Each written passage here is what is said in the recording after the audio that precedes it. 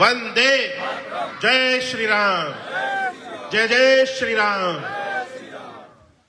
आज यहां आपके गांव उतरना में हम सब लोग यहां एकत्रित हुए हैं। हम सबके बीच में यहां पर उपस्थित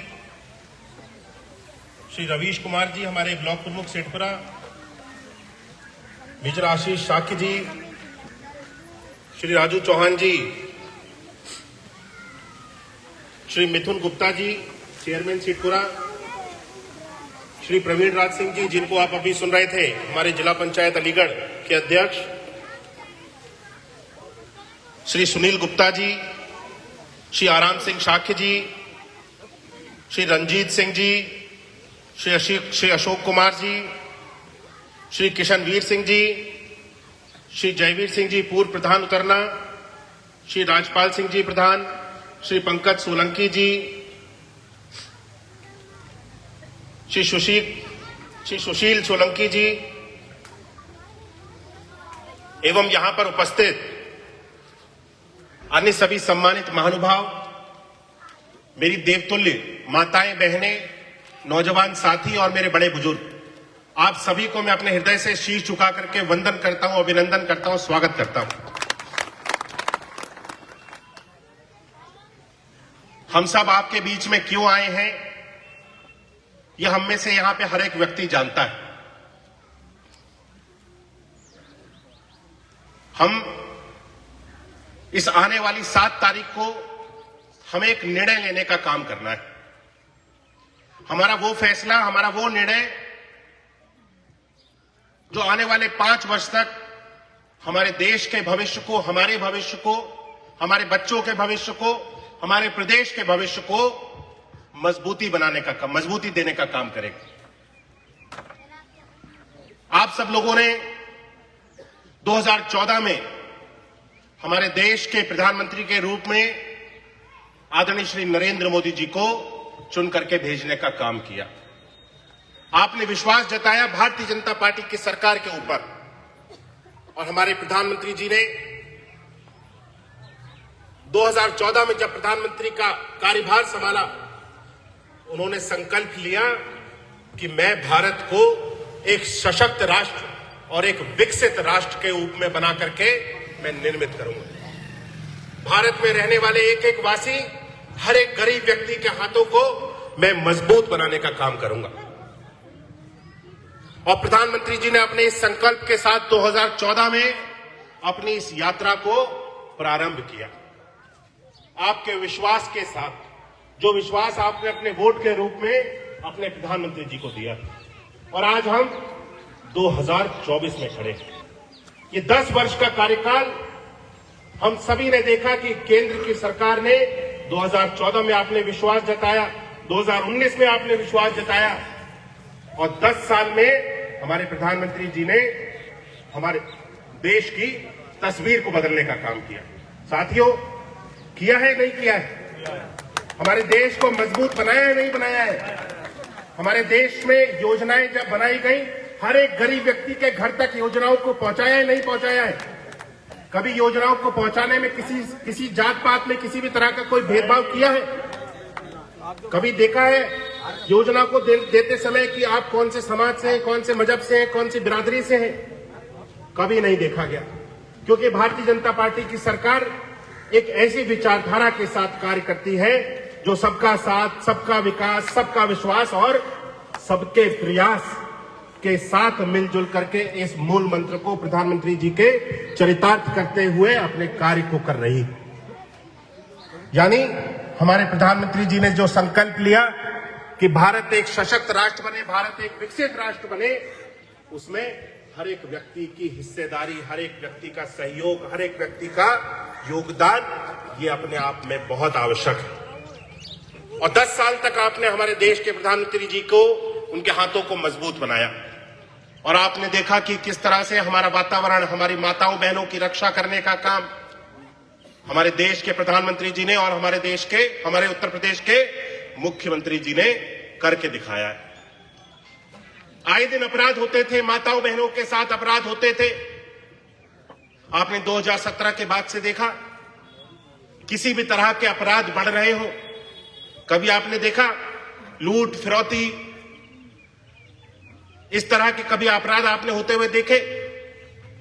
अपहरण हो जाते थे, बड़े बड़े गुंडे माफिया हमारे गरीब लोगों के ऊपर दबाव बना करके उनका शोषण करते थे ना। आज 2017 के बाद से आपने कभी देखा कि कोई गुंडे माफिया मवाली इस तरह के आकर के आपके वातावरण को, समाज को बेकार खराब बनाने का प्रयास कर रहे हो? कभी ऐसा हुआ? आज गुंडे माफिया कहीं दिखाई देते हैं? दिखाई क्यों नहीं देते हैं? क्योंकि गुंडे माफिया आज या तो प्रदेश छोड़ के जा चुके हैं, या तो देश छोड़ के जा चुके हैं, या फिर ये हम लोग सभी देख रहे हैं कि गुंडे माफिया आज ऊपर जा चुके हैं। इन सभी की हौसलों को पस्त करने का काम आपकी अपनी सरकार ने, मोदी जी की सरकार ने और योगी जी की सरकार ने मिलकर के इन सभी गुंडे माफियाओं के हालत को पस्त करने का काम आपकी सरकार ने किया है। हम सब लोगों ने देखा कि किस तरह से हमारे देश के ऊपर आतंकवादी हमले होते थे और हमारे देश की केंद्र की सरकारें चुप बैठी रहती थी।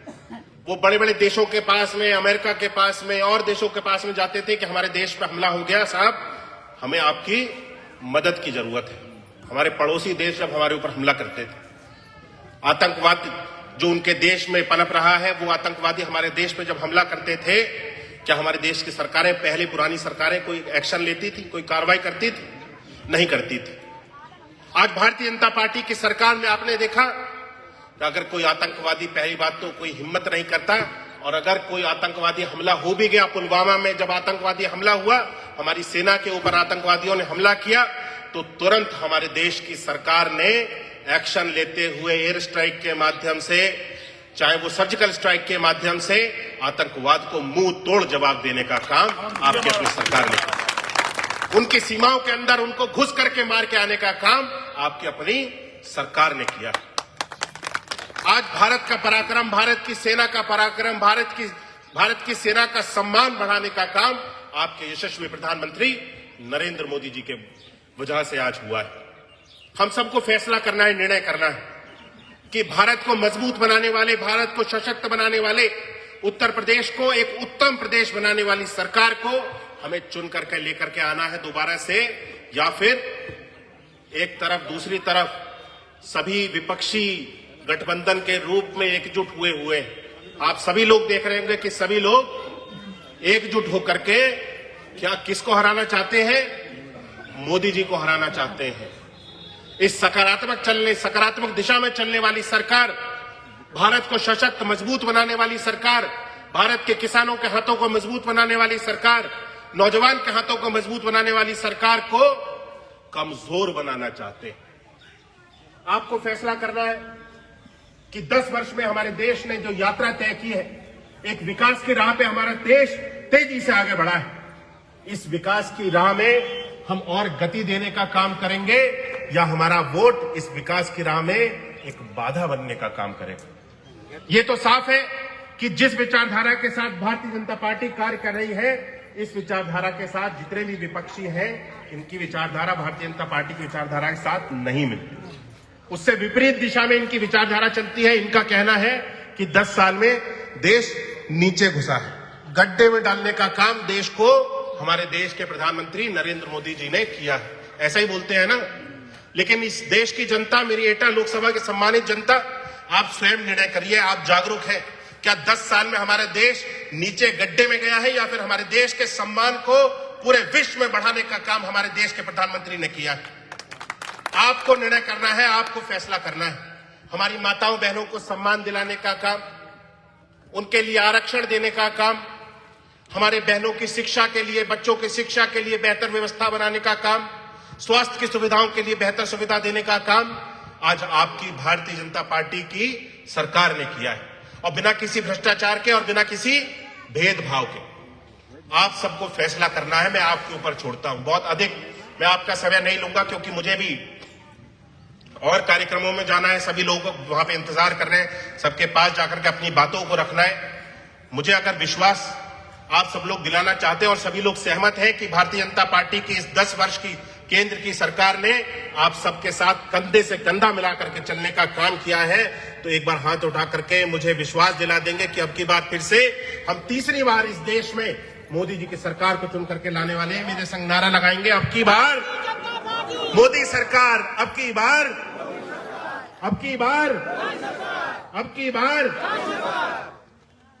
मैं आप सभी से अनुरोध करने के लिए आया हूं कि हम सब आपके सांसद प्रत्याशी के रूप में श्री राजवीर सिंह जी को तीसरी बार यहां से चुन करके भारतीय जनता पार्टी ने भेजने का काम किया है। आपने बाबूजी को भी यहां से चुन करके सांसद के रूप में भेजने का काम किया है और दो बार राजवीर सिंह जी, राजू भैया, मेरे पिताजी को भी आपने यहां से चुन करके भेजने का काम मेरी सम्मानित एटा लोकसभा की जनता ने किया है। मैं यहां से विश्वास लेकर के जा रहा हूं, आप सब लोगों से यकीन लेकर के जा रहा हूं कि मुझे 7 तारीख को आप सब लोगों को मत का प्रयोग करना है। 7 मई को आपके यहाँ पे पोलिंग है, वोटिंग है, सबको जानकारी है ना। 7 मई को हर एक व्यक्ति से अनुरोध करना चाहता हूं, अपनी माताओं बहनों से भी अनुरोध करना चाहता हूं, फिर से कहना चाहता हूं कि जब तक 7 मई को आपके घर में सभी लोग वोट ना डाल दें, मेरी माताएं बहनें, अपने घर में किसी को रोटी मत दीजिए। मैं बार बार कह रहा हूं, क्योंकि जब भूख लगेगी आप बोलेंगे कि आपसे खाना मांगने आएंगे, आप कहेंगे कि पहले वोट डाल करके आओ, तभी ये वोट, तभी खाना देंगे। तो तेज तेज जल्दी जल्दी निकल के जाएंगे और वोट डाल करके आपको उंगली दिखाएंगे कि मेरे हाथ में वोट का देखो ये निशान लग गया, अब जल्दी से रोटी दे दो।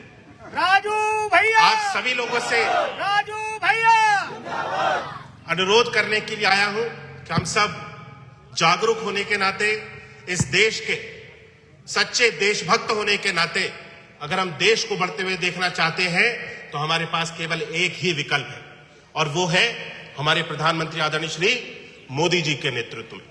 हम सब लोगों को मोदी जी के हाथों को मजबूत बनाने का काम करना है और आपका दिया हुआ वोट आपके सांसद जी को तो विजय बनाएगा ही, सीधे सीधे मोदी जी को जाएगा। जाएगा नहीं जाएगा? मोदी जी को प्रधानमंत्री बनाएगा नहीं बनाएगा? फिर एक बार मोदी सरकार को बनाएगा नहीं बनाएगा? और सभी लोग सहमत है ना? तो यही आप सब लोगों से अनुरोध करने के लिए आया था। इन्हीं शब्दों के साथ मैं अपनी वाणी को विराम करता हूं। बहुत बहुत धन्यवाद। जय हिंद, जय भारत, जय श्री राम, जय जय श्री राम। बहुत बहुत धन्यवाद।